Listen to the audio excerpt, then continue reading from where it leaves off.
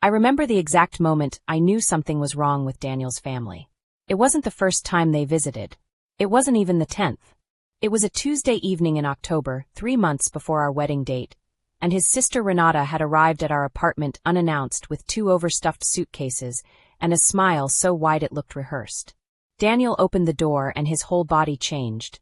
Not in the way it does when you're surprised by someone you love, but in the way it does when you've been expecting a storm and it finally arrives.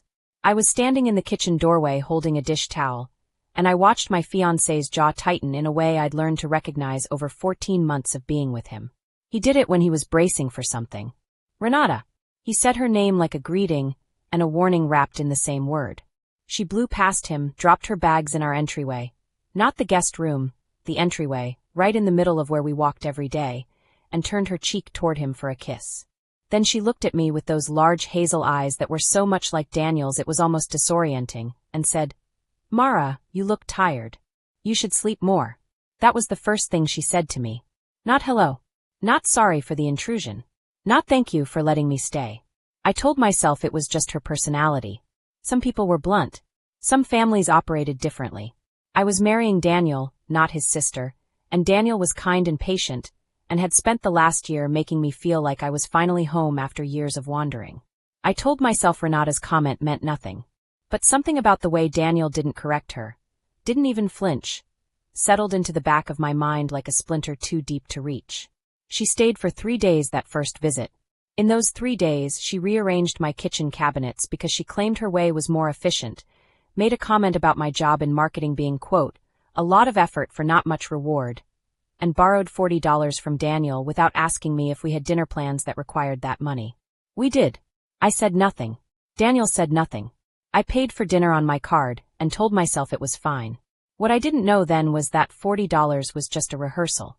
Renata left on a Thursday, kissed Daniel's cheek, gave me a sideways hug that was more of a lean, and told us she'd be back for the holidays. Daniel closed the door behind her and visibly exhaled. The kind of exhale that comes after sustained tension, not after effort. He turned to me with an apologetic smile and said, "She means well." I had learned by then that, "she means well," was the sentence Daniel used whenever he didn't want to examine something more closely. I kissed him and told him it was fine. And for a while I believed that too. The second visit was in December. This time she came with a list. I didn't know it was a list at the time. It presented itself as conversation, casual observations dropped over dinner, or while flipping through a wedding magazine I'd left on the coffee table. Observations like, "The venue you chose is a little plain, don't you think?" Or, "I saw a photographer on Instagram who does much better work than whoever this is." Or my personal favorite, delivered while pointing at my chosen color palette. "Dusty rose is so overdone. You don't want to look like every other bride, do you, Mara?" Each comment arrived separately, dressed as helpfulness. But I started to notice a pattern. She never criticized anything without also offering a replacement. Her replacement always cost more. And whenever she made these suggestions, she looked at Daniel, not at me. Like she was pitching to him. Like my opinion on my own wedding was secondary. Daniel would nod along, not committing, not defending, just nodding. That careful diplomatic silence that I had initially loved about him, mistaking it for thoughtfulness. Now it was starting to feel like something else. Something I didn't have a word for yet. I brought it up one night after Renata had gone to bed. I asked Daniel, quietly, carefully, if he noticed that his sister seemed to treat every choice I made as a problem she needed to fix. He was quiet for a long moment. And then he said, "She just gets excited about weddings." I stared at him. "She gets excited about my wedding?" "Our wedding," he corrected. "She's trying to help." I watched his face and looked for something, agreement, discomfort, even just acknowledgement that I had a point. Instead, I saw that jaw tighten again. That quiet brace. And something in my chest understood, even if my brain wasn't ready to accept it yet, that Daniel's silence around his sister wasn't neutral. It was a choice. I went to bed that night with a new and unsettling question taking shape in the back of my mind. And it had nothing to do with Renata at all. It had everything to do with the man I was about to marry. But it wasn't until January, on an ordinary Wednesday afternoon, that everything I'd been quietly absorbing finally had a moment to crystallize around. My wallet was on the kitchen counter. I'd left it there after groceries. Renata was visiting again. Her third trip in 4 months, each one slightly longer than the last, each one slightly more comfortable in a way that suggested she was testing how much space she could occupy before someone said stop. I was in the bedroom on a work call when I heard her in the kitchen. I heard the familiar sound of a zipper. My wallet zipper. I finished the call, walked out, and found Renata sliding my credit card into her coat pocket with the calm efficiency of someone who had done this before. Not nervousness. Not hesitation. Just a smooth, practiced motion like she was picking up her own keys. I stood in the doorway and looked at her. She looked back at me. And then she smiled. Daniel said it was fine, she said. I turned slowly and looked at Daniel, who was sitting on the couch 7 feet away with his phone in his hand. He didn't look up. He didn't say a word. And in that silence, that enormous, deliberate, devastating silence, the splinter I'd been carrying for months finally broke the surface. What I did next, they would not see coming. I want to tell you what I didn't do first, because this matters. I didn't yell. I didn't cry. I didn't grab Renata's arm or snatch my card back, or make a scene in my own kitchen. I stood very still in that doorway for what felt like a long time, but was probably 4 seconds, and I let the moment complete itself. I let Renata finish pocketing my card. I let her smile stay on her face. I let Daniel's silence fill every corner of the room. And then I said very calmly, "What's it for?"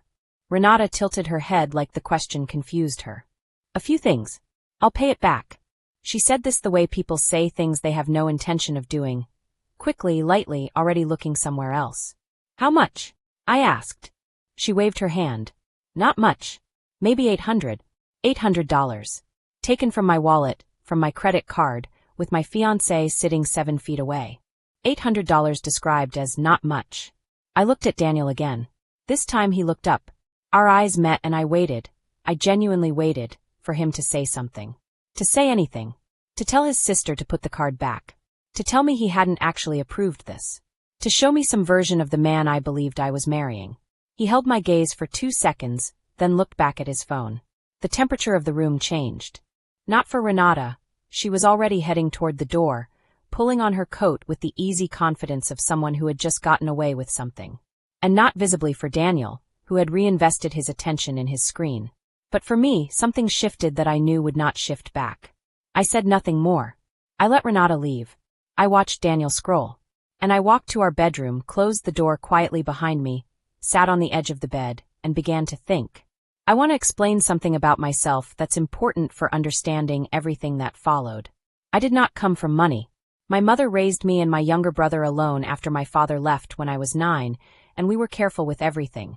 Careful with groceries, careful with heating, careful with every decision that carried a price tag. I worked through college. I paid off my loans in 5 years. I built my credit score with the kind of deliberate patience that only people who understand what it's like to have nothing tend to possess. My credit card limit was $40,000. I had never come close to using it. My credit score was exceptional. I had spent over a decade building something that was invisible but powerful. The financial version of a reputation. And it was mine, entirely mine, constructed out of discipline and sacrifice and choices made quietly in the dark. Renata had taken my card like it was a shared resource. Daniel had watched like it was a minor inconvenience. And as I sat on the edge of that bed, I opened my banking app and started reviewing. Not just the card. Everything. Our joint account, which we'd opened 6 months ago in preparation for the wedding. The transactions. The dates. The amounts.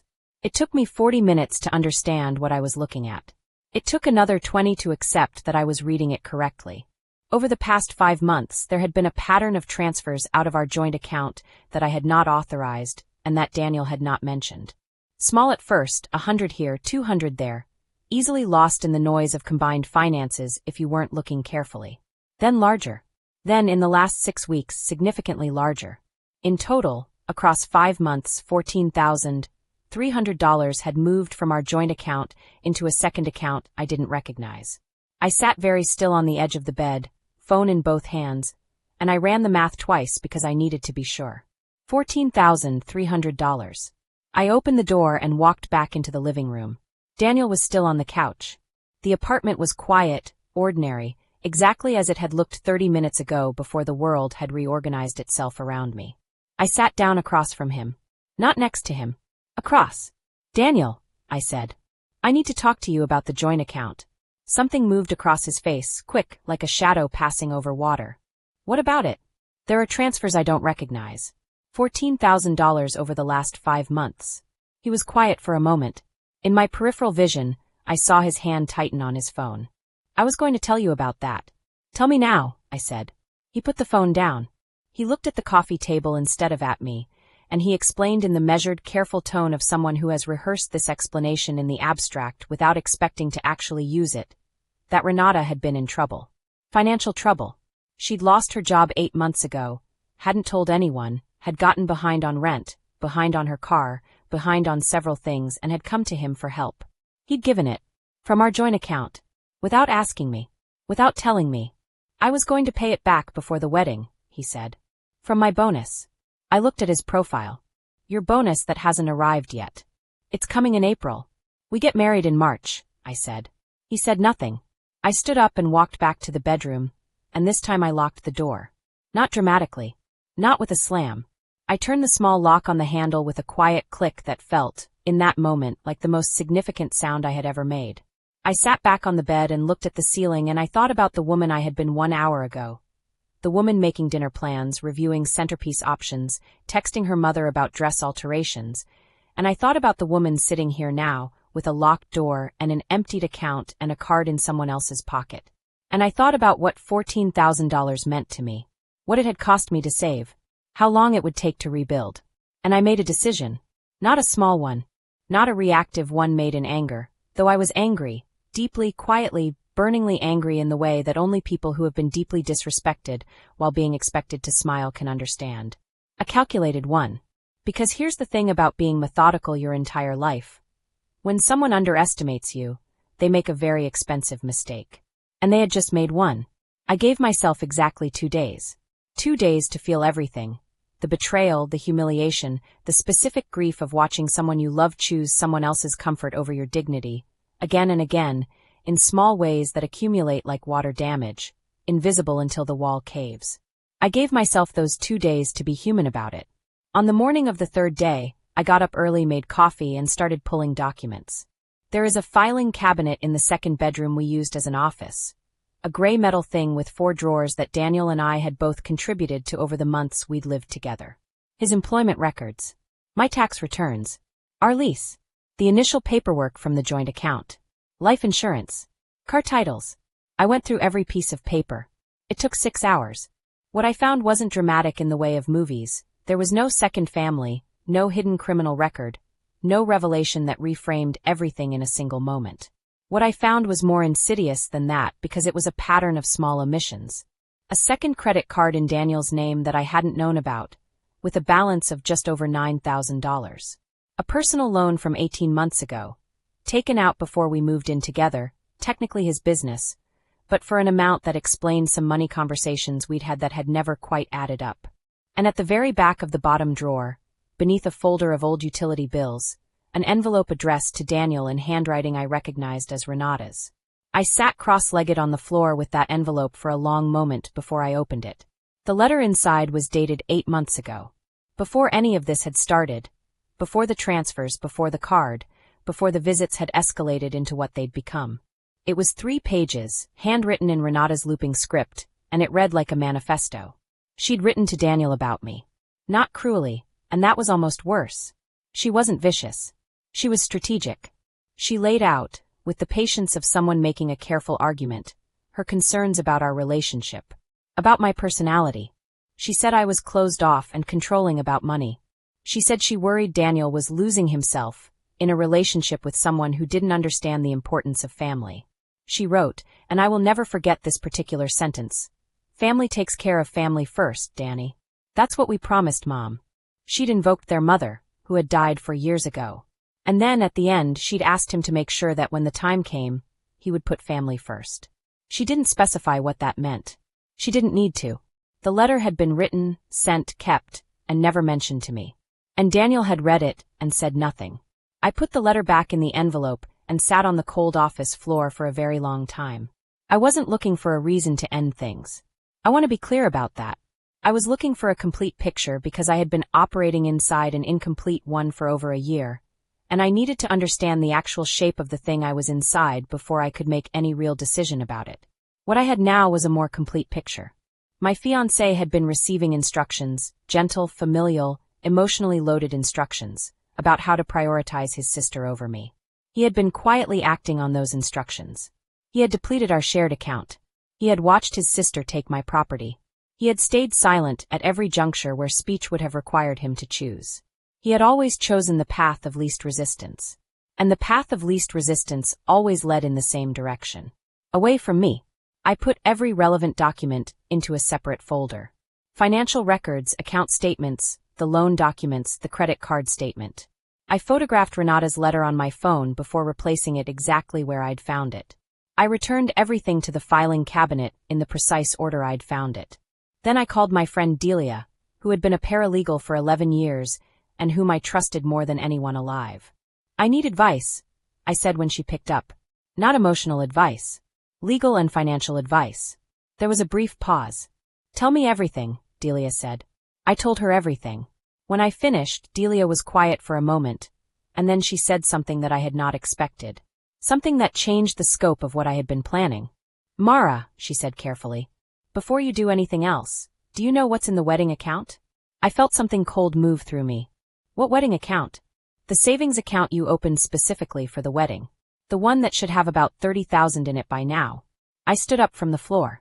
Hold on, I said, and I walked to my laptop with the phone pressed to my ear, and I pulled up the account I hadn't checked in over 3 weeks because I'd trusted the process, trusted the plan, trusted the man I was building a life with. The balance on the screen stopped my breath entirely. What I was looking at made everything else feel like a warm-up. $11,240. That was what remained of the wedding account. I stared at the number until it blurred. The account should have held $31,000. Money deposited from both of us over 8 months, designated for exactly one purpose. The venue deposit, the catering, the photographer, the flowers, the dress alterations that my mother had already begun paying her seamstress for. $11,240. Delia, I said, and my voice was so steady it surprised me. There's $19,000 missing from the wedding account. On the other end of the phone, Delia made a sound that was not quite a word. What do I do? I asked. Don't touch anything, she said immediately. Don't move money, don't close accounts, don't confront him yet. Not until you know the full picture and you've protected yourself. Can you get to your individual accounts today and make sure he doesn't have access to anything that's solely yours? I was already on my feet. Yes. Do that first. Then call your bank and ask about the transaction history on the wedding account. Find out if the transfers went to the same account as the joint account withdrawals. If they're going to the same place. Then it's Renata, I said. Then it's a pattern, Delia corrected carefully. Which is a different, bigger thing. I spent the next 3 hours on the phone with my bank. I updated security on my individual accounts, changed passwords, removed any linked access that Daniel had been granted in the easy early optimism of a relationship when everything feels permanent and safe. The woman at the bank was professional and unhurried, and when I explained, briefly, without drama, that I had discovered unauthorized movement in a joint account and wanted to flag it, she walked me through every step available to me. The transfers from the wedding account had gone to the same second account as the joint account withdrawals. All of it. Every cent. The same destination. I looked up that account number in a way that a banking representative couldn't tell me, but a very determined person with access to certain paperwork could, and it led me, within the hour, to a personal account in Renata's name at a different institution.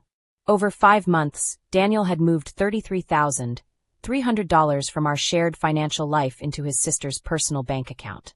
$33,000. I sat at the kitchen table with this number, and I thought about what $33,000 meant in real terms. It was 8 months of careful joint saving. It was the financial foundation of a life we had planned together. It was the money for a wedding that, right now, was 56 days away, a wedding with a venue booked, a caterer contracted, invitations already mailed to 112 people including my mother and my brother and my closest friends, a wedding that I had spent a year building in my imagination as the beginning of a real life. $33,000. And here is what I want you to understand. I was not broken by this number. I had been broken by smaller things before, by my father's absence, by the particular loneliness of watching other kids have parents who showed up, by years of building alone what other people seemed to inherit effortlessly. I had been broken and I had rebuilt, and the rebuilt version of me was harder in exactly the right places. What I felt sitting at that table was not despair. It was clarity. I took out a notepad, a physical one, paper, no digital record, and I began to write. Not a list of grievances. A plan. I wrote down every account, every balance, every transfer I'd traced. I wrote down dates and amounts. I wrote down what was legally mine, individually, unambiguously. I wrote down what our joint accounts held and what the law in our state said about joint accounts between unmarried parties. Because Delia had already told me, and I'd already looked it up to confirm. We were not married yet. That single fact was the most important thing in the document. I wrote down the name of a lawyer Delia had recommended, a woman who specialized in financial disputes and family law, who had an opening on Friday. I wrote down everything I would need to bring to that meeting. And then I wrote down at the bottom of the page a single question. What does he think is going to happen? Because here was what I couldn't reconcile.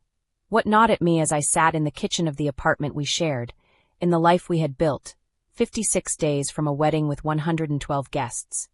Did Daniel believe I would never find out? Did he believe I would find out and stay anyway? Did Renata believe she had simply taken what was available, and that I was the kind of woman who would absorb it quietly and continue? What, exactly, did they think they were dealing with? The card Renata had taken from my wallet 2 days ago was still in her possession. I had not canceled it. I had not canceled it on purpose. Because I had decided, sitting on that cold office floor with Renata's letter in my hands, that I was not going to be the woman who reacted. I was going to be the woman who prepared. And preparation, in my experience, requires patience. It also requires bait. I picked up my phone and sent Renata a text message. Friendly. Light. The kind of text a woman sends who has not been looking through filing cabinets or spending 3 hours on the phone with her bank. Hey, I forgot to mention, that card has a $5,000 limit on it. Wanted to let you know in case you're planning anything big. Let me know if you need the PIN. I sent it and set my phone face down on the table. What she did next would tell me exactly what kind of person I was dealing with. I didn't have to wait long. Her response came in 11 minutes. Thanks. And yes, actually, is the PIN still the last 4 of your number? There it was. She had used this card before. This was not a one-time act of desperation. She was comfortable enough to reference a PIN from memory, comfortable enough to assume it hadn't changed, comfortable enough to respond without a trace of embarrassment or hesitation. This was a woman who had decided, at some point, that access to me was simply access to her. I stared at the message for a long time. Then I typed back. Yep. Same PIN. I put the phone down and called Delia. She's used the card before, I said when Delia picked up. How do you know? I told her about the text exchange. Delia went quiet in the way she did when she was processing. Then she said, Mara, this isn't just a family taking advantage. If she's been using your accounts and Daniel has been facilitating it, that's fraud. That's potentially criminal. I know, I said. Do you want to pursue it that way? I thought about it. About police reports and legal proceedings and the ugly public machinery of holding people criminally accountable. About what it would cost in time and emotional energy and what it would mean for Daniel, who I had loved, whom I perhaps still loved in the way you can love someone even after they've shown you something irreparable about themselves. I want to see how far they take it first, I said. I want a complete picture. Delia knew me well enough not to argue. Friday is still on for the lawyer? Friday is still on. I spent the next day functioning normally on the outside. I went to work. I responded to wedding vendor emails with appropriate enthusiasm. I texted Daniel about what to have for dinner and said I was leaning toward pasta, which was true. I gave absolutely no indication that anything had shifted. Daniel made the pasta. We ate together. He asked about my day. I asked about his. He told a story about a difficult client, and I laughed in the right places. He reached across the table and squeezed my hand and looked at me with the warm, easy affection of a man who believed everything was exactly as it appeared. I squeezed back and smiled. After dinner, I excused myself early, claiming tiredness, and in the bedroom with the door closed I opened my banking app and watched the credit card activity in real time. At 8:47 p.m., a charge of $420 appeared at a home goods store 3 miles from Renata's apartment. At 9:15 p.m., a charge of $211 at a restaurant. At 10:03 p.m., a charge of $98 that I couldn't immediately identify. $729 in one evening. On a card she'd taken from my wallet. while I sat on the other side of an apartment door, making polite dinner conversation with her brother. I didn't block the charges. I documented them. I had, by this point, spoken to Delia twice more and done enough research on my own to understand my options with a clarity that felt almost architectural. I had a meeting with the lawyer, whose name was Vivian Park, in 36 hours. I had a folder of documentation that would, Delia believed, form a strong basis for a civil claim. And I had an idea, one I'd been turning over since the text exchange with Renata, one I hadn't told Delia about yet because I needed to sit with it first and make sure it wasn't coming from anger. It wasn't coming from anger. It was coming from the same methodical part of me that had built everything I owned from scratch. The part that understood that the best response to being underestimated is not rage, but leverage. Here is what I understood about Daniel and Renata by this point. They operated on the assumption that I was passive. Every action they had taken, the gradual financial encroachment, the small humiliations, the escalating boldness, was predicated on a model of me as a woman who would absorb, who would sigh and adjust and accommodate, because that was what I had appeared to do for a year and a half. They had mistaken patience for passivity. They had mistaken my silence for permission. And that error, I was about to demonstrate, carried a very steep price. I lay in the dark that night next to Daniel, who fell asleep within 20 minutes the way he always did, the deep, untroubled sleep of a man with an unexamined conscience, and I stared at the ceiling and thought about the wedding, about the 112 guests, about my mother, who had already bought her dress, about my brother, who had booked a flight from Portland, about the venue coordinator who had sent me a warm email that week about the final walkthrough. All of it was real. All of it was in motion, a life assembled with care. And at its center, a man who had watched his sister take from me and called it love. I had one more thing to do before Friday's meeting. One conversation I needed to have that wasn't with a lawyer or a paralegal. One person who deserved the truth before I moved into the next phase. I called her the following morning from my parked car in the work garage, 20 minutes before I needed to be inside. She answered on the second ring. "Mom," I said. "I need to tell you something about the wedding." What I told her changed everything about what came next. Vivian Park's office was on the 14th floor of a building downtown, and it looked exactly the way an office looks when the person who occupies it wants you to understand, immediately, that they are very good at what they do. Clean lines, ordered shelves, the particular stillness of a space where important decisions are made without drama. Vivian herself was a woman in her mid-50s with silver-streaked hair and reading glasses she wore on top of her head until she needed them. She shook my hand with a grip that communicated nothing except competence, and she gestured to the chair across from her desk without the kind of sympathetic softening that would have made me feel like a victim. I appreciated that more than I could say. I laid everything out for her in order, not emotionally but chronologically. The account transfers. The amounts. The destination account. The credit card. Renata's letter. The dates.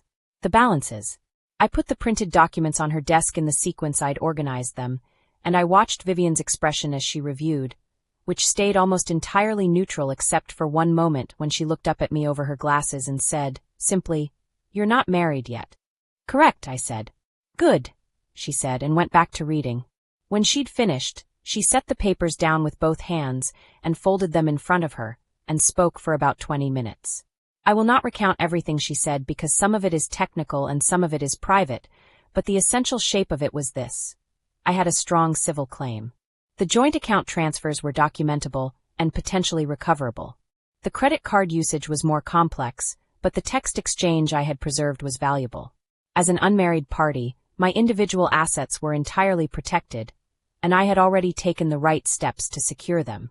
The wedding account was a thornier issue because both our names were on it, but the pattern of withdrawals to a third-party account created a clear paper trail. She also told me something I hadn't known to ask about, but which turned out to be important. In our state, a written agreement between unmarried partners regarding shared finances was legally enforceable. We didn't have one. That cut both ways. "What do you want the outcome to be?" Vivian asked at the end. "I want what was taken from me," I said. "All of it, everything I can document." She nodded. "And the relationship?" I looked at the window behind her. 14 floors up, the city moved with its usual indifference. People going somewhere. People coming back. "I'm still deciding," I said. Vivian didn't react to this, which I respected. She laid out a structure for me. a sequence of actions with a specific timing I needed to follow carefully. She was clear about what I should not do: confront Daniel before the financial protections were in place, cancel the credit card before we had confirmed what Renata had spent, make any movements in shared accounts that could look retaliatory before she'd filed the necessary paperwork. "Patience," she said, and looked at me to see if I understood. "It's my strongest skill," I said. She almost smiled. "Then you're in the right situation to use it." I left her office with a plan that was no longer an idea in a notepad, but a legal structure with a timetable and an endpoint. I sat in my car in the parking garage for 10 minutes, not doing anything, just breathing, processing the weight of what I was carrying and how much further I had yet to carry it. I thought about the first time Daniel had told me he loved me. We were on a walk in November of the year we met, and he had said it suddenly, in the middle of a sentence about something unrelated, as if the feeling had outrun his intention. I had stopped walking and looked at him, and something in me had relaxed in a way it hadn't in years. The particular relaxation of a defended thing laying down its armor. I thought about that, and then I picked up my phone and checked the credit card activity. While I had been in Vivian's office, Renata had spent another $312 on my card. I noted it in my document. I called my bank. I did what needed to be done. That evening I came home to find Daniel in the kitchen cooking again, music playing, a glass of wine poured and waiting for me on the counter. He turned when I came in and gave me the kind of smile that had once made everything feel possible, and said, "Hard day." "Long," I said. I picked up the wine and took a measured sip and watched him move around the kitchen, confident, easy, at home in our life. And I thought, he has no idea. In 24 hours, when the first paperwork is filed, the shape of everything will change. And there will be a conversation in this kitchen that neither of us will ever fully recover from. But there was one more thing I needed to do first. One move I hadn't told Vivian about. One private act of preparation that had nothing to do with the legal process, and everything to do with the truth. I had invited Renata to lunch. I chose a restaurant close to Renata's apartment, which was partly practical and partly deliberate. The closer to her territory, the more comfortable she'd be. Comfort was what I needed from her. I had told her only that I wanted us to spend some time together as sisters-in-law-to-be, that I felt we hadn't had enough one-on-one time, and that I wanted to change that before the wedding. I said this in the warm, earnest tone of a woman who is trying to bridge a difficult family dynamic with good faith. Renata had responded with an enthusiasm that told me she interpreted my outreach as surrender. She was waiting at the table when I arrived, looking comfortable and put together in a sweater I recognized from an online boutique.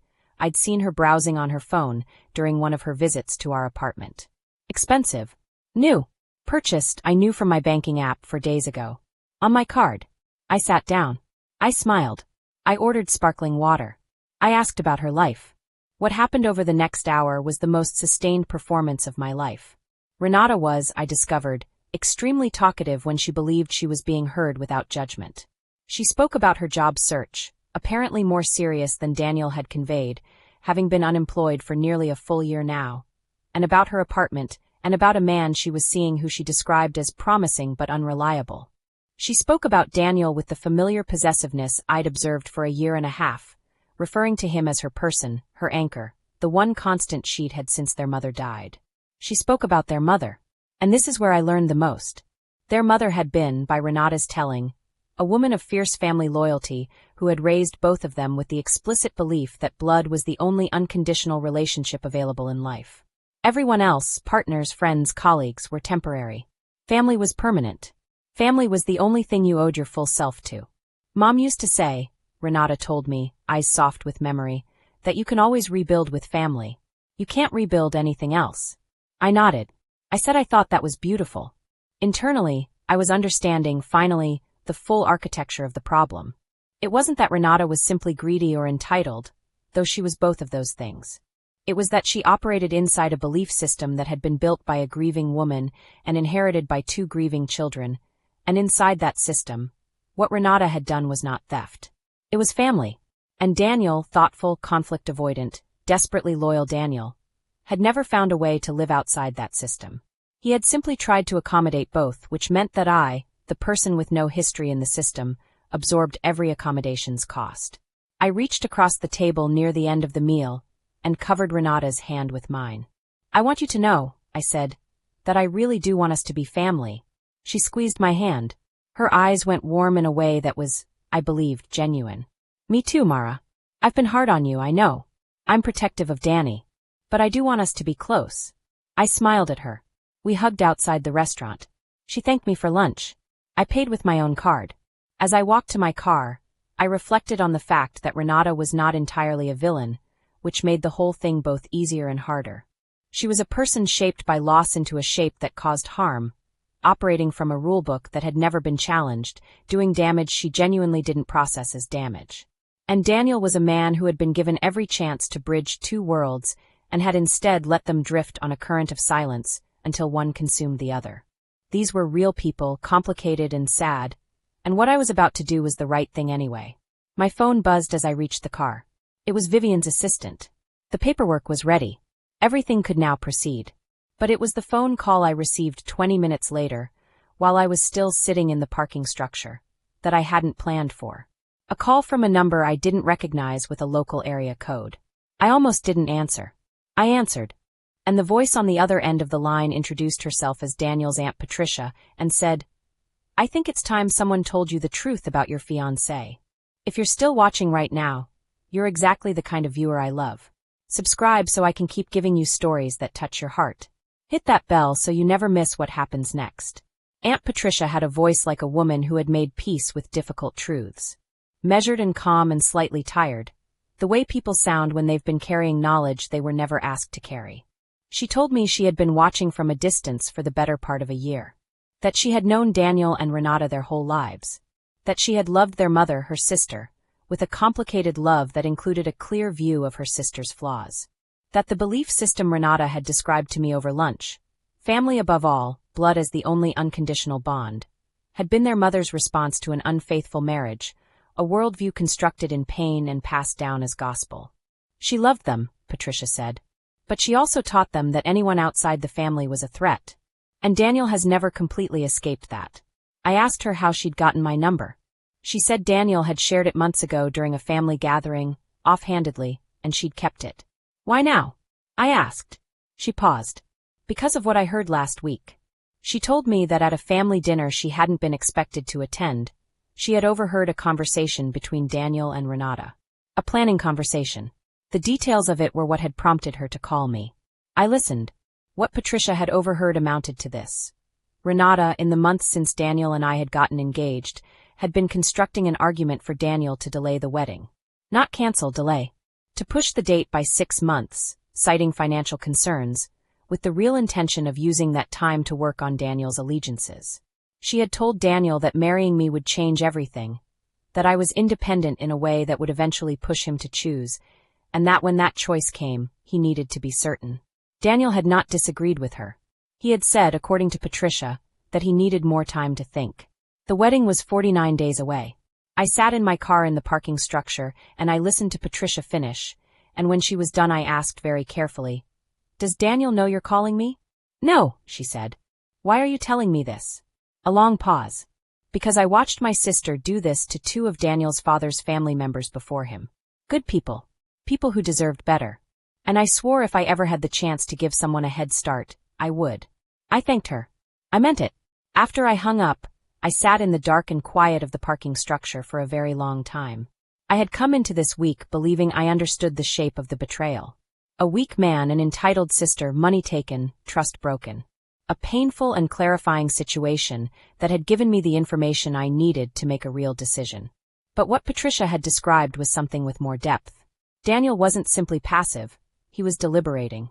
He had been sitting in our apartment, sleeping beside me, helping me address wedding invitations, and simultaneously holding open the possibility of dismantling everything without telling me. The transfers. The silence. The open door for Renata. It wasn't weakness. It was a hedge. I drove home. I put my bait down. I changed out of my lunch clothes and into something ordinary. Daniel was working late. He'd texted me at noon, which I now read differently. I walked into the office, opened the filing cabinet, and checked behind the old utility bills. Renata's letter was still there. But there was something new beside it. A folded piece of paper, white typed, that had not been there when I'd last looked. I opened it. It was a printout of postponement clauses from our wedding venue contract. the specific section outlining what it would cost to push the date by 6 months. He'd already looked it up. I folded the paper and put it back exactly as I'd found it.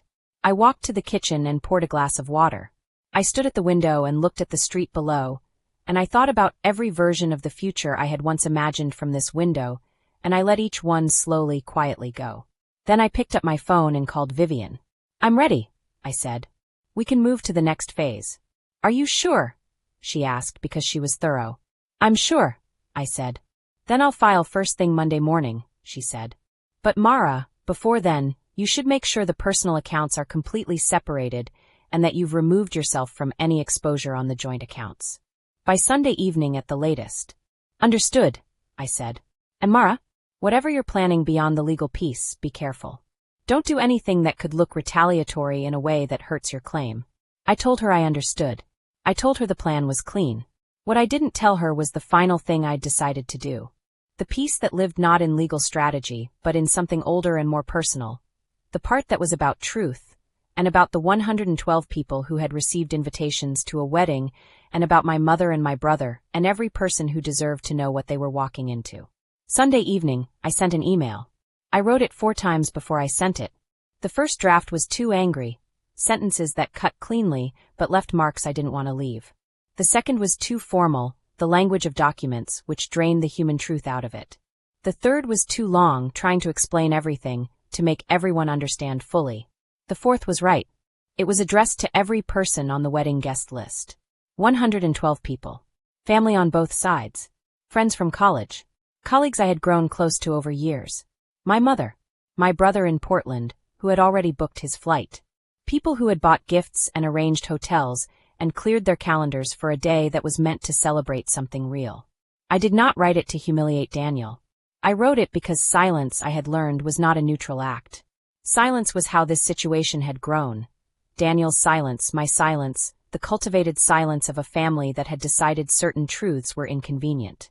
And the people on this list had made real plans around a real event, and they deserved real information. I told the truth. Cleanly. Without adjectives designed to wound. I explained that I had discovered significant financial irregularities in our shared accounts over the previous weeks. I explained that over $33,000 had been moved from accounts I co-owned into a third party's account without my knowledge or consent. I explained that I had consulted a lawyer. I explained that the wedding was being postponed indefinitely while these matters were resolved, and that I was heartbroken to communicate this, but could not in good conscience allow people to make the trip and incur the expense for an event that could not proceed in its current form. I thanked them for their support. I told them they deserved to know. Then I wrote a shorter, separate email to Daniel. I told him I knew. All of it, the transfers, the letter, the postponement research. I told him I was not cruel and that I did not intend to be, but that I had protected my finances and was pursuing what was legally owed to me. I told him that if he wanted to talk, I was willing, but that it needed to be honest. The kind of honest we had never quite managed. And then I wrote one more thing, which I had thought about carefully and which I believed was necessary. I told him that I had loved him. That I still had love for him, in the complicated way you have love for someone who has shown you the limits of who they are. That his mother's grief, which had shaped his sister and him into the people they'd become, was a real and sad thing. That I understood it. That understanding it did not mean I was willing to absorb its costs forever. I sent all 3 emails at 9:47 p.m. on Sunday night. Then I closed my laptop, made tea, and sat in the quiet apartment that had been our home and would shortly need to become something else. And I waited. At 11:03 p.m., my phone began to ring. It rang with an intensity and frequency I hadn't anticipated. But the call I was waiting for, the only one I truly needed, didn't come until morning. My mother called at 7:14 in the morning. Not because she'd just read the email. She'd read it the night before, had called twice, and I'd let both calls go. I needed the night to be still. She called again at 7 because she knew me well enough to know I'd be awake, and because she had a specific kind of love for me that expressed itself as showing up even when there was nothing useful to say. "How are you?" she asked when I answered.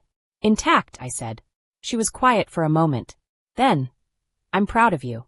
I want you to know that." I held the phone and looked out the window at a gray morning sky, and I felt the particular warmth of being known. After my mother, I dealt with the rest. There were responses to manage, questions to answer, the practical machinery of unwinding a wedding that had been 50 days away. I called vendors. I spoke to the venue. Some deposits were recoverable, others were not. Vivian handled the legal correspondence, which required Daniel's response to the formal filing. He had spoken to his own lawyer by Monday afternoon. I knew this because his lawyer called Vivian, not because Daniel called me. He did call me eventually. Wednesday morning. I was in my car again because I seemed to make important calls from my car now, as if the enclosed neutrality of it offered something a room couldn't. He called and I answered. "I'm sorry," he said first. And then, after a long pause, "I don't know how it got this far." I believed him. That was the thing. I believed he was genuinely bewildered by the gap between his intentions and his actions. People like Daniel always are. They mean well, they love you in their way, they simply love other things more and don't have the courage to say so. The harm is real even when the intention isn't. "I need you to understand something," I said. "I'm not angry anymore. I'm clear. Those are different things." He asked if there was any path forward. I thought about this honestly. I thought about the 14 months before everything had collapsed, the walks in November, the pasta dinners, the easy warmth of sharing a life with someone. I thought about whether the man from those months was real or a version constructed in a context where I hadn't yet cost him anything. "I don't know," I said, which was the truth. "That's not a no," he said. "It's not a yes either," I said. "And right now you need to focus on what you owe me financially. Everything else comes after." The financial resolution took 6 weeks. Vivian was efficient and Daniel's lawyer was sensible, and the documented transfers made the case straightforward enough that it was settled without litigation. I recovered $31,000 of the $33,000. A small portion was in genuine dispute, and I let it go because $1,000 is not worth another 3 months of my life. The credit card balance Renata had accumulated was a separate matter that proceeded on its own timeline.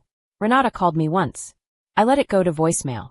She left a message that was 6 minutes long and moved through several emotional registers: apology, justification, something that sounded like pleading, and I listened to the whole thing and did not call back. This was not cruelty. It was clarity about what I had the capacity for. What I want to tell you about the aftermath is not the legal resolution, because that was just paperwork. What I want to tell you about is the Wednesday, 3 weeks after the emails went out, when I was sitting in a coffee shop near my office, and my phone buzzed with a message from a woman named Jess who had been on the guest list, a college friend of Daniel's who I had met maybe 4 times. She had written, "I don't know you that well, but I just wanted to say, what you did took guts and I think you made the right call. I saw something similar happen to my sister, and she didn't leave, and I watched it cost her everything. So, just wanted to say." I read it twice. I thanked her and put my phone down and thought about the version of myself that might have stayed. The version that might have absorbed this, the missing money, the silent fiancé, the sister with her hand in my wallet, and attributed it to growing pains and the difficulty of blended families and the complexity of grief. The version that might have told herself, as I had told myself so many times, that it was fine. I thought about how easily that version of me could have existed. I had been her almost for a year and a half. The difference between that version and the one sitting in the coffee shop was not courage, exactly. It was knowledge. Once you see the shape of a thing clearly, the whole shape, not the partial shape you're allowed to see, you cannot choose blindness without knowing it's a choice. I moved out of the apartment on a Saturday in late February. Daniel helped, actually, carried boxes, made 2 trips, did not try to talk me out of it, and did not ask me what I was feeling. I was grateful for that. Some people, when they understand they've caused real damage, express it through restraint. My new apartment was smaller. It was entirely mine. On my first night there, I unpacked only what I needed: coffee maker, 1 set of sheets, the lamp from my childhood bedroom that I'd carried through 4 moves because it had been my mother's. I made the bed. I made coffee. I stood at the window of this new smaller space and looked at the street below, and found that I felt, despite everything, surprisingly light. Not happy. Not yet. But light in the way that things are light when they are no longer carrying what they were never supposed to carry. I thought about what Renata had read to me over lunch, her mother's belief that you can always rebuild with family, that you can't rebuild anything else. I thought she was wrong about the second part. I had rebuilt before. From smaller things and larger ones. From absences and losses, and the particular damage of loving people who cannot love you back in the same dimension. I was good at rebuilding. I picked up my phone and called my brother in Portland. "Hey," he said. "How's the new place?" "Quiet," I said. I like it. Good, he said. You going to be okay? I looked at the lamp from our mother's bedroom, throwing its familiar warm light across unfamiliar walls. Better than okay, I said. And for the first time in a long time, I meant it completely.